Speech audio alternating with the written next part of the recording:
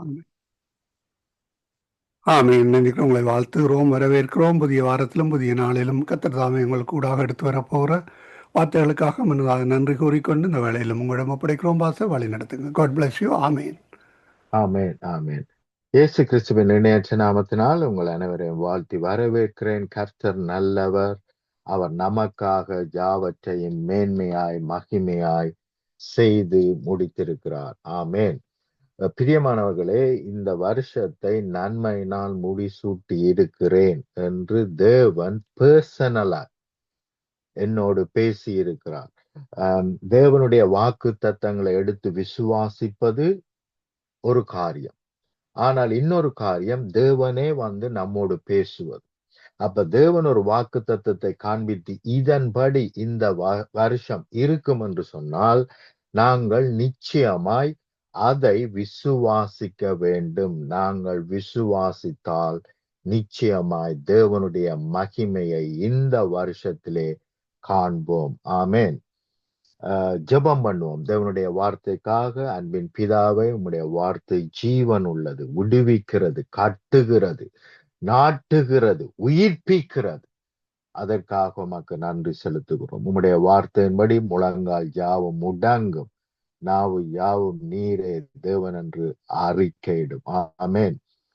இன்னொரு வசனத்தின்படி பூமி அனைத்தும் உம்மை அறிகிற அறிவினால் நிறைந்திருக்கும். இந்த வார்த்தைகளுக்காக உமக்கு நன்றி. அப்படியே உம்முடைய சத்தியம் பூமியின் எல்லை பரியந்தம் மேற்கொள்ளுவதாக, ஒலிப்பதாக, ஜனங்களை விடுவிப்பதாக, சர்வ வல்லமை உள்ள இயேசுவின் இணையற்ற நாமத்தினால். ஆமென். பிரியமானவர்களே, மிக மிக முக்கியமான காரியம், பிரச்சனைகள், வேதனைகள் அல்லது போராட்டங்களை கண்டு நாங்கள் பயப்படும்படிக்கு நாங்கள் அழைக்கப்படவில்லை. இன்றைக்கு அநேகர் அதை பார்த்து தான் பேசிக் கொண்டிருக்கிறார்கள். எப்போ பார்த்தாலும் எங்கே யுத்தம் நடக்கிறது, எப்படி நடக்கிறது, யார் மூலமாய் நடக்கிறது, இந்த இயேசு வந்து விட்டார், இந்த அழிவு வருகிறது என்று சொல்லி நாங்கள் பிரச்சனைகளை நோக்கி பார்க்கிறோம். ஆனால் கவனியுங்கள், மார்க்கிலே தேவன் கற்றுக் கொடுக்கிறார், நீங்கள் மலையை பார்த்து. அப்ப கவனியுங்கள், மலை என்பது சாதாரண பிரச்சனை அல்ல, மிக பெரிய பிரச்சனை. ஆனால் அந்த பிரச்சனையை பார்க்கும் பொழுது அதை பார்த்து பயந்து அழுது குளறி நடுங்கும்படி நம்மை அழைக்காமல், அதை பார்த்து பேர்ந்து தள்ளுண்டு போ என்று சொல்லி நான் சொன்னபடியே நடக்கும் என்று நாங்கள் விசுவாசித்தால் அப்படியே ஆகும். ஆமென். அப்ப கவனியுங்கள், இன்றைக்கு நடக்கிற யுத்தமா இருக்கட்டும், பிரச்சனையா இருக்கட்டும், இந்த உலக காரியங்களா இருக்கட்டும், அதை போக்கஸ் பண்ணக்கூடாது. இஸ்ரேல் ஜனங்கள் வாக்குத்தத்தம் பண்ணப்பட்ட கானானை சுதந்தரிக்காமல் போனதற்கு காரணம், அவர்கள் பிரச்சனையை நோக்கி பார்த்தார்கள், தேவனுடைய வார்த்தையை அல்ல. பேதுரு கடலிலே மூழ்கினதற்கு காரணம் பிரச்சனையை பார்த்தார், தேவனுடைய வசனத்தை அல்ல. ஆகவே மிக முக்கியம், எந்த சூழ்நிலையிலும் தேவனுடைய வாக்குத்தத்தம் என்ன சொல்லுகிறது, அவர் செய்து முடித்தது என்ன சொல்லுகிறது என்று பார்க்க வேண்டியது அவசியம். ஆமென். அப்படி இல்லாமல் நாங்கள் செயல்படுவோமானால் நாங்கள் நிச்சயமாய் பிசாசுக்கு இடம் கொடுக்கிறோம்.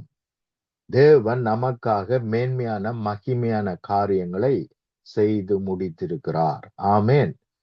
எல்லாரும் ரட்சிக்கப்பட வேண்டும் என்பது தேவ சித்தம், தேவ திட்டம். இந்த சிறியரில் ஒருவரும் கெட்டு போவது தேவனுக்கு பிரியமல்ல. ஆகவே சத்தியத்தை நாங்கள் அறிவிக்க வேண்டியதா இருக்கிறது. உலகம் முழுவதும் எல்லை பரியந்தமும் நாங்கள் போய் சத்தியத்தை அறிவிக்க வேண்டியிருக்கிறதிலே சொல்ல போனால் முக்காவாசி பகுதிக்கு இன்னும் சத்தியம் போய் சேரவில்லை, வசனங்கள் போய் சேரவில்லை, ரட்சிப்பு போய் சேரவில்லை. ஆகவே இவைகள் எல்லாம் நடக்க வேண்டியது அவசியம். நாங்கள் போய் சத்தியத்தை அறிவிக்க வேண்டியது அவசியம். கிறிஸ்து நம் மூலமாய் வெளிப்பட வேண்டியது அவசியம். பெரிதான உலகம் இன்று வரைக்கும் காணாத பெரிய அதிசயங்களையும் அற்புதங்களையும் தேவன் வருகிற நாட்களிலே காண்பிப்பார். அது நடக்கும். தேவ பிள்ளைகள் மூலமாய் மகிமையான மேன்மையான காரியங்கள் நடக்க இருக்கிறது. ஆமென். மிகப்பெரிய அற்புதங்கள் அதிசயங்களை நிச்சயமாய் காண்போம். ஆமென். சரி, எடுப்போம், வாசிப்போம். 1 கொரிந்தியர் 5ஆம் அதிகாரம் 7ஆம் வசனத்திலிருந்து வாசிக்கிறேன். ஆகையினால் நீங்கள் புளிப்பில்லாதவர்களாய் இருக்கும்படியே புதிதாய் பிசைந்த மாவாய் இருக்கும்படிக்கு பழைய புளித்த மாவை புறம்பே கழித்து போடுங்கள். அப்ப இந்த பழைய புளித்த மாவோடு தான் அநேக வேளைகளிலே நாங்க என்ன செய்து கொண்டிருக்கிறோம்? எங்களுடைய தியானங்கள், எங்களுடைய சிந்தனைகள் எல்லாமே இந்த உலகத்தை சுத்தி வருகிறதை அல்லாமல் கிறிஸ்துவை நினைவு கூறுகிறவர்களாய் நாங்கள் இருக்க வேண்டும். ஆமென். அதனால்தான் சொன்னார், இது உங்களுக்காக பிற்கப்படுகிற என்னுடைய சரீரம், இதை நினைவு கூறும்படி. நம்முடைய பிரச்சனையை அல்ல, வேதனையை அல்ல, சுகையினங்களை அல்ல, இதை நினைவு கூறும்படி. அவருடைய சரீரம் உடைக்கப்பட்டபடியினால் என்னுடைய சரீரம் புதிதாக்கப்பட்டிருக்கிறது. எனக்கு இனிமேல் நோய் வர முடியாது, பிரச்சனை வர முடியாது, வேதனை வர முடியாது, துன்பம் வர முடியாது. ஏனென்றால் அவை அனைத்தையும் அவர் ஏற்றுக்கொண்டார். அவர் ஏற்றுக்கொண்டது உண்மையானால் நான் சுமக்க வேண்டிய அவசியம் இல்லை. ஆகவே மிக முக்கியம், அங்கே போய்விட்டது, என்னிடத்தில் இல்லை, அங்கே போய்விட்டது. ஆகவே எனக்குள் இருந்தால் அது illegal. I have to reject it. இயேசுவின் நாமத்தினால் சுகம் உண்டாயிருப்பதாக, சுகையினம் வெளியேறுவதாக என்று கட்டளையிட வேண்டியது அவசியம். நாங்கள் சூழ்நிலைகளை பார்த்து என்ன செய்யக்கூடாது? அவைக்காக நம்மை ஆயத்தப்படுத்தக்கூடாது. மாறாக அவைகளை அந்த இடத்திலிருந்து துரத்தி விட வேண்டிய அதிகாரத்தையும் வல்லமையையும் தேவன் நமக்கு கொடுத்திருக்கிறார். கவனிங்கள், பழைய புளித்த மாவை புறம்பே அழித்து போடுங்கள். பழைய அனுபவங்கள், பழைய வேதனைகள், பழைய துன்பங்கள், பழைய வாழ்க்கைகள், இவை எல்லாவற்றையும் புறம்பே அழித்து போடுங்கள். ஏனெனில் நம்முடைய பாஸ்காவாகிய கிறிஸ்து நமக்காக பலி இடப்பட்டிருக்கிறாரு. இது மிகவும் முக்கியம். பாஸ்காவாகிய கிறிஸ்து பலியிடப்பட்டிருக்கிறாரே. ஆகவே நாங்கள் அவர் பலியிடப்பட்டபடியினால் எம்மை எதுவும் தொட முடியாது என்பதை இங்கே தெளிவாக சொல்லுகிறார். ஆமென். அப்ப மிக முக்கியமான காரியம், பாஸ்காவோடு நம்மை இணைத்து கொள்ள வேண்டும். அவர் நம்முடைய பாஸ்கா. நம்முடைய பாஸ்காவாகிய கிறிஸ்து நமக்காக பலியிடப்பட்டிருக்கிறாரே. ஆமென். ஆகவே நாங்கள் விடுதலையாக்கப்பட்டோம். இது மிகவும் அவசியம். எடுப்போம், வாசிப்போம். இன்னும் சில வார்த்தைகளை நான் உங்களுக்கு காண்பித்து கொடுக்கிறேன். யாத்திரகாமம், அங்கேதான் பாஸ்கா ஆரம்பிக்கிறது. 12ஆம் அதிகாரம் 5ஆம் வசனத்திலிருந்து நான் வாசிக்கிறேன். அந்த ஆட்டுக்குட்டி பழுதற்றதும் ஆணும் 1 வயது உள்ளதுமாய் இருக்க வேண்டும். செம்மறி ஆடுகளிலாவது வெள்ளாடுகளிலாவது அதை தெரிந்து கொள்ளலாம். அதை இந்த மாதம் 14ஆம் தேதி வரைக்கும் வைத்திருந்து இஸ்ரவேல் சபையின் ஒவ்வொரு கூட்டத்தாரும் சாயங்காலத்தில் அதை அடித்து அதன் இரத்தத்தின் கொஞ்சம் எடுத்து தாங்கள் அதை புசிக்கும் வீட்டின் வாசல்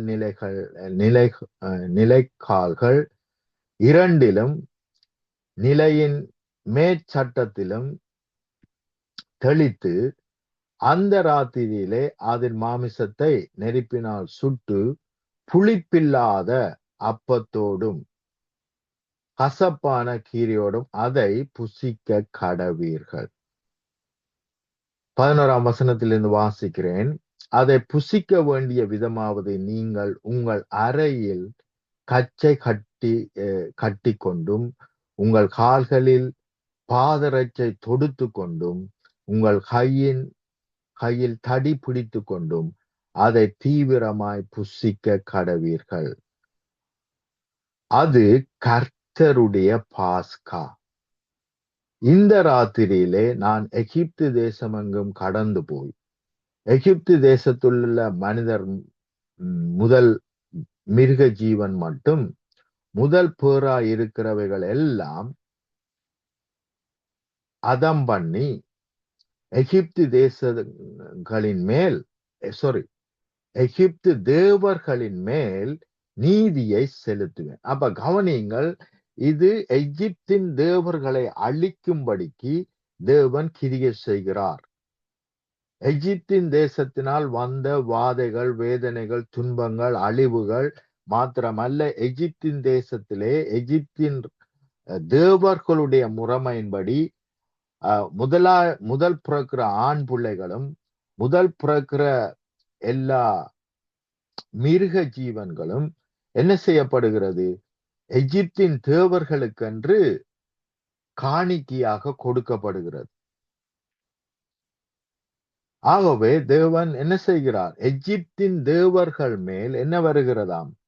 நியாய தீர்ப்பு வருகிறது. அவர்களின் மேல் நீதியை, எகிப்தின் தேவர்களின் மேல் நீதியை செலுத்துவேன், நானே கர்த்தர். நீங்கள் இருக்கும் வீடுகளில் இந்த இரத்தம் உங்களுக்காக அடையாளமாயிருக்கும். அப்ப கவனிங்கள், ஆட்டுக்குட்டியின் இரத்தம் அந்த நாட்களிலே அவர்கள் பாதுகாக்கும்படி அடையாளமாய் இருந்தது. இன்றைக்கு இயேசு கிறிஸ்துவின் இரத்தம் உங்களுக்கும் எனக்கும் அடையாளமாய் இருக்கிறது. எங்களை எந்த வாதையும் அணுக முடியாது, எந்த சாபமும் அணுக முடியாது. இந்த இரத்தத்தை நான் கண்டு உங்களை கடந்து போவேன். இதுக்கு பேர்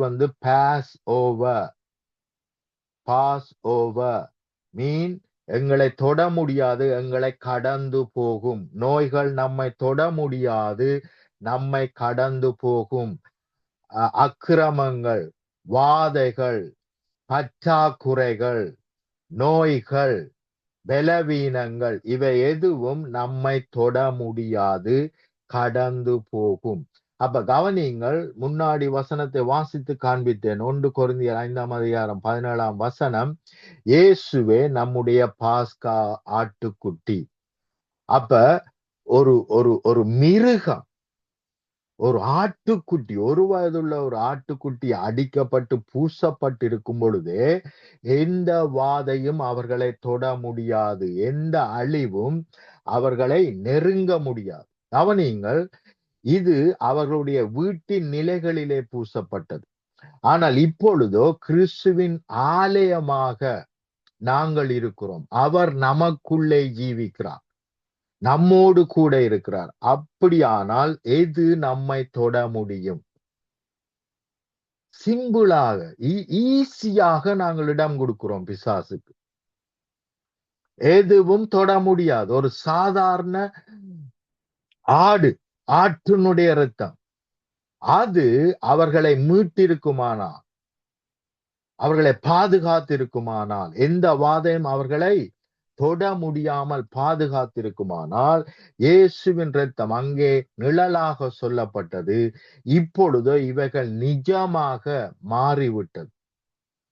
நாங்கள் அவருக்குள் இருக்கிறோம். அப்படி இருக்கும் பொழுது எதுவும் நம்மை தொட முடியாது. நீங்கள் இருக்கும் வீடுகளில் இந்த இரத்தம் உங்களுக்காக அடையாளமாய் இருக்கும். அந்த இரத்தத்தை நான் கண்டு உங்களை கடந்து போவேன். நான் எகிப்து தேசத்தை அழிக்கும் பொழுது அழிவு அவிசுவாசிகளுக்கு தான் வரும், விசுவாசிகளுக்கு அல்ல. எகிப்து தேசத்தை அழிக்கும் பொழுது அழிக்கும் வாதை உங்களுக்குள்ளே வராதிருக்கும். ஹல்லேலூயா. இந்த நாள் உங்களுக்கு நினைவு கூறுதலான நாளாய் இருக்க கடவுது. அதனாலதான் இயேசு கூட நமக்கு சொல்லுகிறார், இது உங்களுக்காக பிற்கப்படுகிற என்னுடைய சரீரம். இதை நினைவு கூறும்படி. இங்க பாருங்க, இந்த நாள் உங்களுக்கு நினைவு கூறுதலான நாளாய் இருக்க இதையே நினைவு கூறுங்கள். நான் கிறிஸ்துவுக்குள் இருக்கிறேன். அவருடைய இரத்தத்தினால் நான் மறைக்கப்பட்டிருக்கிறேன். நான் அவரால் மீட்கப்பட்டிருக்கிறேன். ஹல்லேலூயா. அதை கர்த்தருக்கு பண்டிகையாக, இன்றைக்கு பிரச்சனைகள், வேதனைகள், துன்பங்கள், அழிவுகள், கொள்ள நோய்களை பார்த்து பயந்து கொண்டிருக்கிறோம். ஆனால் தேவன் என்ன சொல்லுகிறார் என்றால், நான் உன்னோடு இருக்கிறபடினால் பாஸ்ஓவர், இவைகள் உன்னை தொட முடியாது, இவைகள் உன்னை விட்டு கடந்து போகும். ஆகவே நீ என்ன செய்? பண்டிகையாக செலப்ரேட் பண்ணு. கர்த்தருக்கு பண்டிகையாக ஆசரிப்பீர்களாக. அதை உங்கள் தலைமுறை தோறும் நித்தியமாக ஆசரிக்க கடவீர்கள். இதைத்தான் புதிய ஏற்பாட்டிலே தேவன் நமக்கு கொமீனியனாய் கொடுத்திருக்கிறார். அவரோடு இணைக்கப்பட்டிருப்போமானால் எதுவும் நம்மை தொட முடியாது. எல்லாமே பாஸ் ஓவராக எங்களை விட்டு கடந்து போகும். அல்லேலூயா. இது மிகவும் முக்கியம். இயேசு சொல்லுகிறார், பிசாசானவன் என்ன செய்யப்பட்டான்? நியாயம் தீர்க்கப்பட்டான். அதே காரியம்தான் இங்கே நடக்கிறது. எகிப்தின் தேவர்கள் நியாயம் தீர்க்கப்பட்டார்கள். அவர்களுக்கென்று பலி கொடுக்கப்பட்ட மூத்த குமாரர்கள், முதல் பிறந்த அனிமல்கள், இவைகள் எல்லாம் அழிக்கப்பட்டது. ஏனென்றால் அதெல்லாம் அந்த தேவர்களுக்கு சொந்தமாயிருந்தது. ஆகவே அவைகள் அழிக்கப்பட்டது. ஆனால் இஸ்ரவேல் ஜனமோ பாதுகாக்கப்பட்டார்கள். ஆமென். அப்ப இதுதான் அந்த நாட்களினுடைய ஒரு வழிபாடா இருந்தது. அவர்கள் தங்களுடைய முதல் குழந்தையை தங்களுடைய தேவனுக்கென்று என்ன செய்வார்கள்? பலியாக கொடுப்பார்கள்.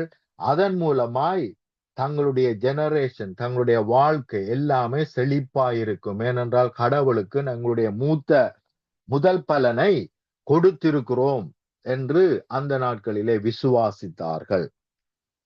அப்படியாகத்தான் ஆபிரகாமும் விசுவாசித்தான். ஆகவேதான் அவனுடைய விசுவாசம் தவறானது, சரியாக அவன் விசுவாசிக்க வேண்டும் என்பதற்காக முதலாவது தேவன் சொல்லுகிறார், ஈசாக்கை பலி கொடு. ஏனென்றால் அதுதான் எகிப்தியருடைய வழிபாடா இருந்தது. முதல் குழந்தையை, ஸ்பெஷலாக முதல் ஆண் குழந்தையை என்ன செய்ய வேண்டும்? தேவனுக்கென்று, அது அனிமலா இருக்கலாம், மனுஷரா இருக்கலாம், தேவனுக்கென்று கொடுக்க வேண்டும். இந்த வழிபாட்டு முறையிலே தான் ஆபிரகாமும் இருக்கிறான். ஆகவேதான் தேவன் சொல்லுகிறார், ஈசாக்கை பலி கொடு. அவன் ஈசாக்கை பலி கொடுக்க சந்தோஷமாய் வருகிறான். துக்கப்பட்டு கண்ணீர் வடித்து வரவில்லை. என்னாண்டவரே, இத்தனை வருஷத்துக்கு பிறகு நீர் ஒரு பிள்ளையை கொடுத்து விட்டு அதையே பலி கேட்கிறீர் என்றெல்லாம் அவன் கேட்கவில்லை. அவன் அதை விசுவாசித்தபடினால், தேவன் இதை பலியாக கொடுப்பதனால், ஐசாக்கை பலியாக கொடுப்பதனால், ஈசாக்கை பலியாக கொடுப்பதனால் தேவன் மறுபடியும் எனக்கு ஒரு குழந்தையை தருவார், அல்லது ஒருவேளை ஐசாக்கே உயிரோடு எழுப்பி தருவார் என்று கூட விசுவாசித்திருக்கலாம். ஆனால் தேவனோ இல்லை, ஈசாக்குக்கு பதிலாக என்னுடைய குமாரன் ஆடு அங்கே அடிக்கப்படும், பலியாக கொடுக்கப்படும். ஒரு ஆடு என்ன செய்யும்? உன்னுடைய குமாரனை, உன்னுடைய வாழ்க்கையை, உன்னுடைய பாவ வாழ்க்கையை என்ன செய்யும்? நிவர்த்தி செய்யும் என்று அங்கே தேவன் ஆயத்தம் பண்ணுகிறார். ஒரு ஆட்டை ஆயத்தம் பண்ணி, என்ன பொறுத்தவரையில ஆடு, அந்த ஒரு ஆட்டை ஆயத்தம் பண்ணி என்ன செய்கிறார்? அதை பலி கொடு என்று சொல்லுகிறார். ஆமென். ஆகவே இதே வழிபாட்டிலே தான் இருக்கிறார்கள். இதே வழிபாட்டிலே தான் இஸ்ரவேல் ஜனங்களும் என்ன செய்கிறார்கள்? பின்பற்றினார்கள். ஆகவே அங்கே பார்க்கிறோம், எகிப்திலே கூட இதே வழிபாடு தான் இருந்தது. என்ன? மூத்த குமாரர்கள் தேவனுக்கென்று பலியாக கொடுக்கப்பட்டார்கள். ஆகவே அவர்கள் தேவனுக்கு, எகிப்தின் தேவனுக்கு சொந்தங்களாக, பலிகளாக கொடுக்கப்பட்ட குமாரர்களும் அனிமல்களும் அங்கே அழிக்கப்பட்டது. ஏனென்றால் தேவன் என்ன சொல்லுகிறார்? எகிப்தின் தேவர்கள் மேல் நீதியை செலுத்துவேன். ஆகவே அவர்களுடைய மூத்த குமாரர்கள் அந்த முதல் பிறந்த அனிமல்கள் எல்லாமே அழிக்கப்பட்டது என்று நாங்கள் பார்க்கிறோம். இதே காரியத்தை நாங்கள் எங்கே பார்க்கலாம்? எக்ஸோடஸ், அதாவது யாத்திராகமம் 13வது அதிகாரம் 11ஆம் வசனத்திலிருந்து நான் உங்களுக்காக வாசிக்கிறேன். மேலும் கர்த்தர் உனக்கும் உன் பிதாக்களுக்கும் ஆணையிட்டபடியே உன்னை கானானியர் தேசத்திலிருந்து வரப்பண்ணி அதை உனக்கு கொடுக்கும்போது கற்பம் திறந்து பிறக்கும் அனைத்தையும் உனக்கு இருக்கும் மிருக ஜீவன்களின் தலையீட் அனைத்தையும் கர்த்தருக்கு ஒப்பு கொடுப்பாயாக. இப்படி ஆண்டவர் சொல்லாட்டி பாருங்க என்ன நடக்கும்டா, அவங்க போய் என்ன செய்வாங்க? அவங்களுடைய விக்கிரகங்களுக்கு அல்லது அந்நிய தேவர்களுடைய தெய்வங்களுக்கு அதை கொடுத்து விடுவார்கள். அப்படித்தான் இருந்தார்கள். ஆகவே இப்பொழுது தேவன் என்ன செய்கிறார் என்றால், எகிப்தின் வழிபாட்டை பின்பற்றாமல் நீங்கள் என்னை பின்பற்றுங்கள். ஆகவே உங்களுடைய பிள்ளைகளை எனக்கு என்னவா கொடுங்கள்? காணிக்கையாக அல்லது எனக்கு சொந்தமாக அவர்களை கொடுங்கள் என்று இங்கே சொல்லுகிறார். ஏன் சொல்லுகிறார் என்றால், இதே நம்பிக்கையிலே தான் அவர்கள் வாழ்ந்தார்கள். அப்படி கொடுத்தால் நாங்கள் ஆசீர்வதிக்கப்படுவோம். ஆகவே அவர்களுடைய எண்ணத்தின்படி, அவர்களுடைய அறிவின்படிதான் தேவன் நடத்துகிறார். இல்லை, எனக்கு நீங்கள் எந்த காணிக்கையும் கொடுக்க வேண்டாம் என்று தேவன் சொல்லி இருந்தால் நிச்சயமாய் போய் அவர்கள் என்ன செய்வார்கள்? எகிப்தின் கடவுள்களுக்கு தங்களுடைய பிள்ளைகளை ஒப்பு கொடுத்திருப்பார்கள். ஆகவே இது எகிப்தின் வழிபாடா இருக்கிறபடியினால் எகிப்தில் இருந்து அவர் விடுதலையாக்கும் பொழுது தேவன் இப்பொழுது சொல்லுகிறார், உங்களுடைய முதல் போரான ஆண் குழந்தைகளையும் முதல் போரான மிருக ஜீவன்களையும் எனக்கு ஒப்பு கொடுங்கள் என்று சொல்லுகிறார். அப்ப மிகவும் முக்கியம். இது தேவன் எங்களுடைய அறிவின்படிதான் தேவன் நடத்துகிறார். ராஜாக்களை வைத்து நம்மை நடத்த வேண்டும் என்பது தேவ சித்தம் அல்ல. ஆனால் ஜனங்கள் கேட்டார்கள், ராஜாக்களை கொடும். ஆகவே தேவன் ராஜாக்களை கொடுத்தார். டிவோர்ஸ் பண்ணுவது தேவ சித்தம் அல்ல. ஆனால் மோசே என்ன செய்தான்? நீங்கள் டிவோர்ஸ் பண்ணலாம் என்று அதிகாரத்தை கொடுத்தான். ஆனால் இயேசுவோ சொல்லுகிறார், அப்படி ஆதி முதல் இருந்ததில்லை, உங்களுடைய மன கடினத்தின் நிமித்தம் இப்படி ஆயிற்று. அப்ப தேவன் நம்முடைய அறிவை வைத்துத்தான் நடத்துகிறார்.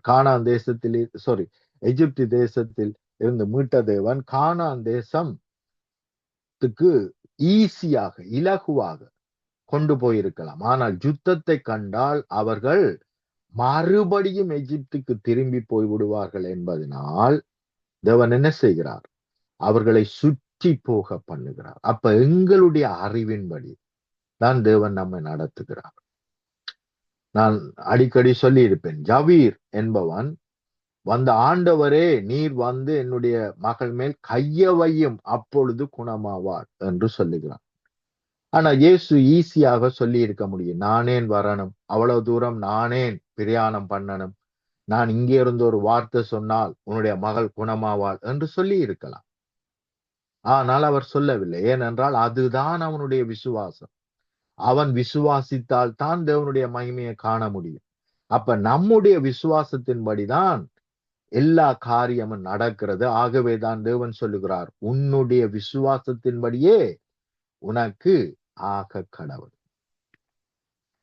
அப்ப இங்க பார்க்கிறோம் பிரியமானவர்களே, அவர் சொல்லுகிறார், முதல் பிறக்கிற ஆண் குழந்தைகளும் மிருக ஜீவன்களின் தலையீட்டு அனைத்தையும் கர்த்தருக்கு ஒப்பு கொடுப்பாயாக என்று இங்கே வாசிக்கிறோம். ஆனால் இதை இன்று வரைக்கும் அநேகர் பின்பற்றுகிறார்கள். அநேகர் இதை வைத்து என்ன சொல்லுகிறார்னா, வருஷத்தின் முதல் பலன் கர்த்தருக்கு என்று சொல்லிக் கொண்டிருக்கிறார்கள். ஆனால் இது எண்ணாகமத்தை நாங்கள் வாசிப்போமானால் அப்பொழுதே இவைகள் மாற்றப்பட்டு விட்டது. இவைகள் யாத்திராகமத்தில் சொல்லப்பட்டதான எண்ணாகமத்திலே இவைகள் ஏற்கனவே மாற்றப்பட்டாயிற்று. ஆகவேதான் வேதத்தை ஆராய்ந்து படிக்க வேண்டும். எங்கேயோ ஒரு வசனத்தை படித்துவிட்டு அதையே பிடித்து கொண்டிருக்க கூடாது. முதலாவது மோசைக்கு சொல்லுகிறார், மலைக்கு அடி, அப்பொழுது தண்ணி வரும் என்று சொல்லுகிறார். அது முதலாவது இன்ஸ்ட்ரக்ஷன். அதுதான் முதலாவது உடன்படிக்கை. என்ன?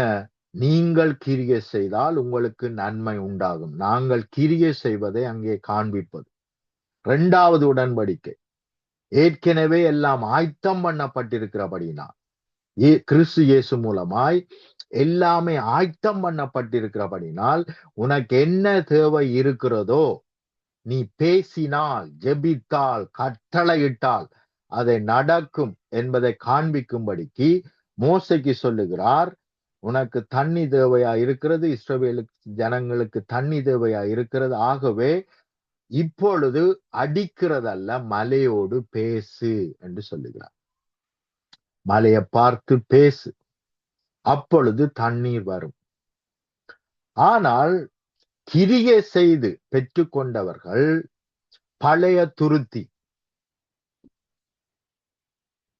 இருக்கிறவர்கள் புதிய வாயினை கொண்டு போய் என்ன செய்கிறார்கள்? பழைய துருத்திக்குள்ளே ஊற்றுகிறார்கள். அப்படி செய்யாதே என்று இயேசு சொல்லுகிறார்.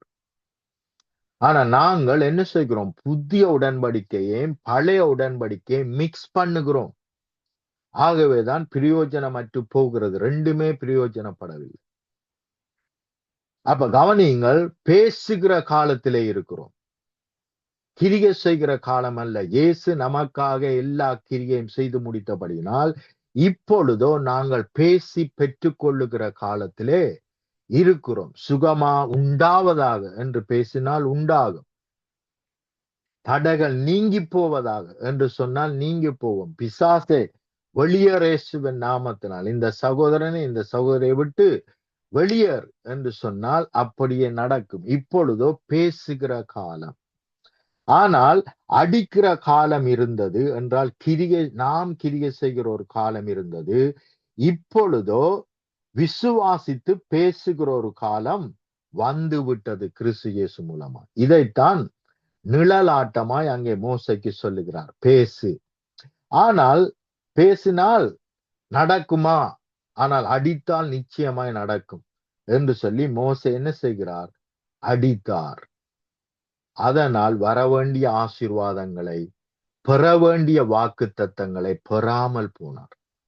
இன்றைக்கு அப்படித்தான் நாங்களும் அநேக வேளைகளிலே கிரியை நடப்பிக்கிறோம். விசுவாச கிரியை அல்லாமல் வேற எந்த கிரியையை நடப்பிக்கும்படி நாங்கள் அழைக்கப்படவில்லை. மோசே விசுவாசித்து பேசியிருந்தால் கானானை சுதந்திரித்திருப்பார்.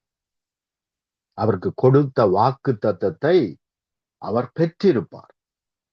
ஆனால் அவரால் பெற முடியலை. அப்படியே இன்றைய நாளிலும் அநேகர் நாங்கள் இருக்கிறோம். பிரியமானவர்களை, தயவு செய்து நாங்கள் மாற்றிக்கொள்ள வேண்டியது மிகவும் அவசியம். எண்ணாகமம்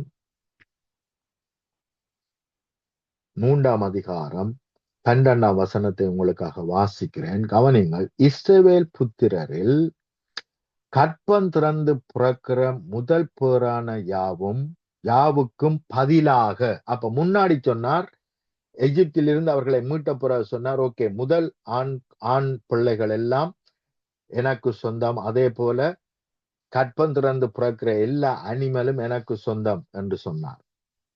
ஆனால் இப்பொழுது என்ன சொல்லுகிறார் என்பதை கவனிங்கள். இஸ்ரவேல் புத்திரரில் கற்பம் திறந்து பிறக்கிற முதல் பேரான யாவுக்கும் பதிலாக நான் லேவியரை இஸ்ரவேல் புத்திரரில் இருந்து எடுத்து கொண்டேன்.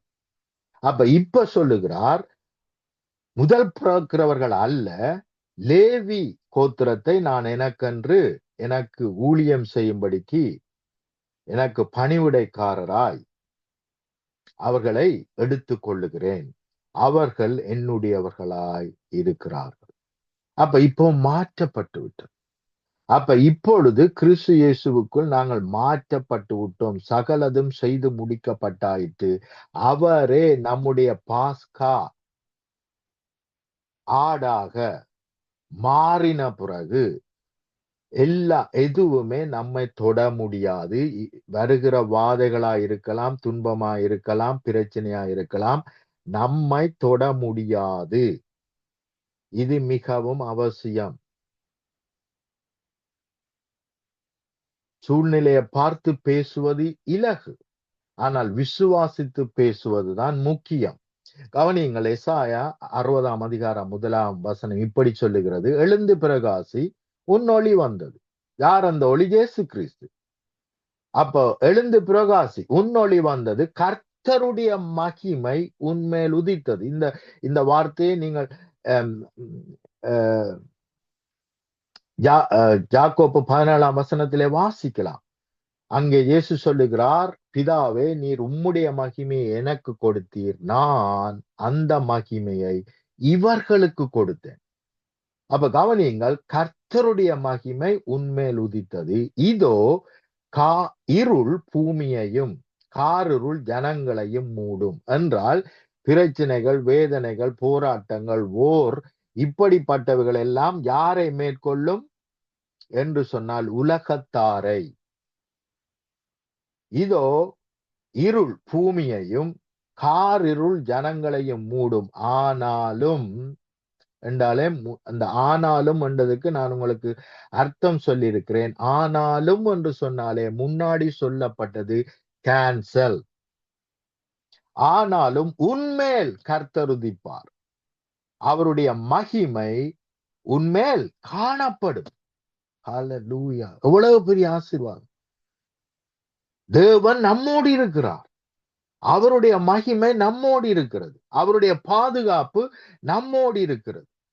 அப்போஸ்தலர் 17ஆம் அதிகாரம் 28வது வசனம், அவருக்குள் ஜீவிக்கிறோம், அவருக்குள் வாழ்கிறோம், அவருக்குள் உலாவுகிறோம். ஹல்லேலூயா!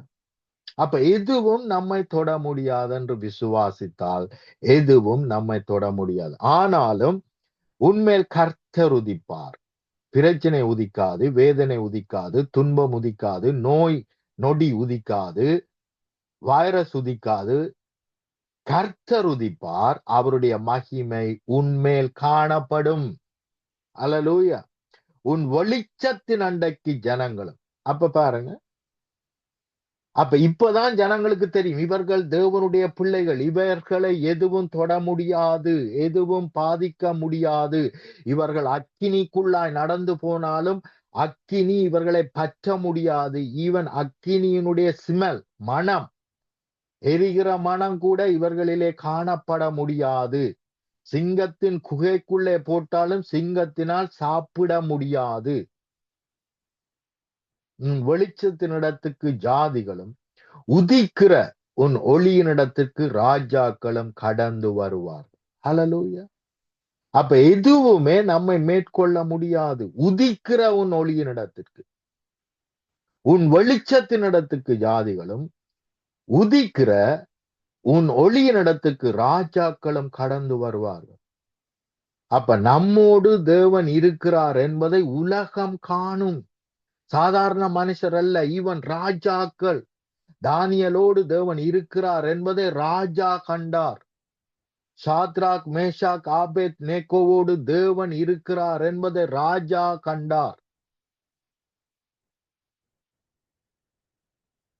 ஹல்லேலூயா! சுற்றிலும் உன் கண்களை ஏறெடுத்து பார், அவர்கள் எல்லோரும் ஏகமாய் கூடி உன்னிடத்தில் வருகிறார்கள். ஹல்லேலூயா! ஏனென்றால் தேவன் உங்களோடு இருக்கிறார், நம்மோடு இருக்கிறார் என்று அவர்களால் காண முடிகிறது, பார்க்க முடிகிறது, இருக்கிறது. அவருடைய ஒளி நம்மேல் இருக்கிறது, அவருடைய மகிமை நம்மேல் இருக்கிறது என்பதை உலகம் காணுகிறது. ஹல்லேலூயா! ஆகவே பிரியமானவர்களே, பிரச்சனையை பார்த்து பயப்பட வேண்டாம். வேதனை துன்பங்களை பார்த்து அல்லது யுத்தத்தை பார்த்து பயப்பட வேண்டாம். யுத்தத்தை பார்த்து யுத்தம் வருகிறது என்று சொல்வது இலகு. 12 பேர் ஓவு பார்க்கும்படி கானானுக்கு போனார்கள். ஆனால் 10 பேர் பிரச்சனை, வேதனை, துன்பம், பெரிய மனுஷர்கள், பெரிய ஆயுதங்கள், பெரிய அணுக்குளிய பொம்முக்களை பார்த்தோம், பம்மை பார்த்தோம், இவைகள் எல்லாம் வெடிக்க தயாராக இருக்கிறது என்று வந்து சொன்னதினால் அவர்களும் அவர்களை நம்பினவர்களும் அழிந்து போனார்கள். வாக்குத்தத்தம் பண்ணப்பட்டதை பெறாமல் போனார்கள். தயவு செய்து இப்படியான செய்திகளை கேட்க வேண்டாம்.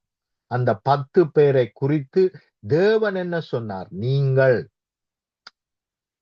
நல்ல செய்தியை கொண்டு வராமல் துக்க செய்தியை கொண்டு வந்ததினால், அழிவு செய்தியை கொண்டு வந்ததினால், ரட்சிப்பின் செய்தி அல்ல, மீட்பின் செய்தி அல்ல,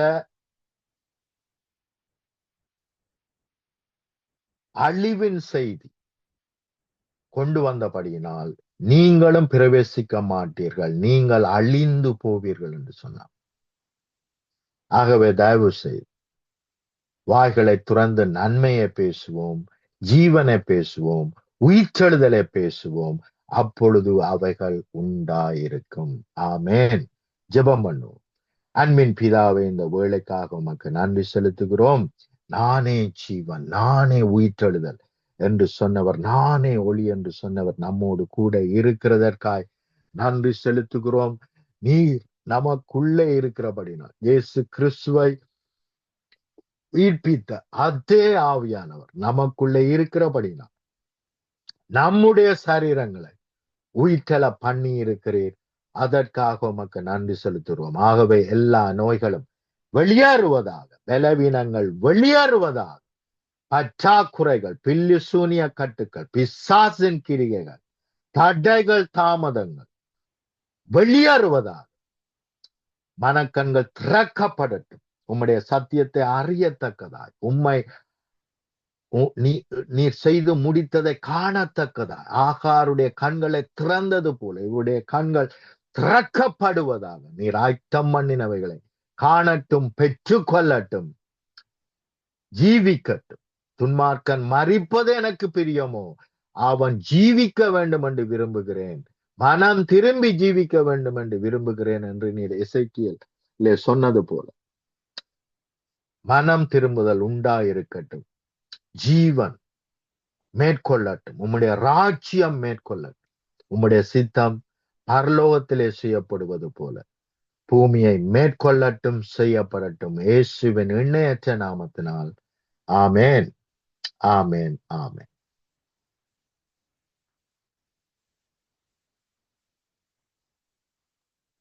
ஆமீன், ஆமீன். அருமையான தேவசை கூடாக வழிநடத்தினீர்கள். கர்த்தர் தாமே உங்களுடனே கூட இந்த வழிநடத்துவாராக. கேட்டுக்கொண்டிருந்த ஒருவரும் வார்த்தைகளுக்கு கூடாக திடப்படுவார்களாக, ஆசீர்வதிக்கப்படுவார்களாக, பெற்ற ரட்சிப்பை காத்து கொள்வார்களாக. ஆமீன். இந்த வேளையிலும் நன்றிகளையும் வாழ்த்துக்களையும் கூறிக்கொண்டு உங்களிடம் விடைபெறுகிறோம். திரும்ப நாளில் இதே வேளையில் சந்திப்போம் பாஸ்டர். அதுவரையும் தேவசமாத்தை கூறுகிறோம், வாழ்த்துகிறோம், ஆசீர்வதிக்கிறோம். God bless you, pastor. Amen, amen. We are blessed. ஆமேன், ஆமேன். அருமையானவர்களே, இதுவரை நேரம் எங்களுடன் தேவ ஊழியர் பாஸ்டர் அண்டன்சில் ஏப்ரஹாம் அவர்கள் பிரைம் மினிஸ்டர் சார்பாக லண்டன் யூகேயிலிருந்து இணைந்து கர்த்தருடைய வார்த்தைகளை விதைத்திருக்கிறார்கள். உங்களையும் வார்த்தைகள் கூடாக திடப்படுத்தி இருக்கிறார். கேட்கின்ற ஒவ்வொருவரும், கேட்டுக்கொண்டிருந்த ஒவ்வொருவரும், மறுவொலிப்பிலே கேட்க போன்ற ஒவ்வொருவரும் இந்த வார்த்தைகள் கூடாக திடப்படுவார்களாக, ஆசீர்வதிக்கப்படுவார்களாக. கர்த்தருடைய கரத்திலே அவரையும் அவர் குடும்பத்தாரையும் ஒப்புவித்துக் கொண்டு இந்த வேளையிலும் விடைபெறுவோம். அவருக்கும் இரவு நேரத்திலும் நித்திரைக்கு செல்லுகிறபொழுது நல்ல நித்திரையை கொடுத்து ஆசீர்வதித்து ஞானத்தில் மென்மேலும் கூட்டி கொடுப்பாராக. ஆமேன், ஆமேன்.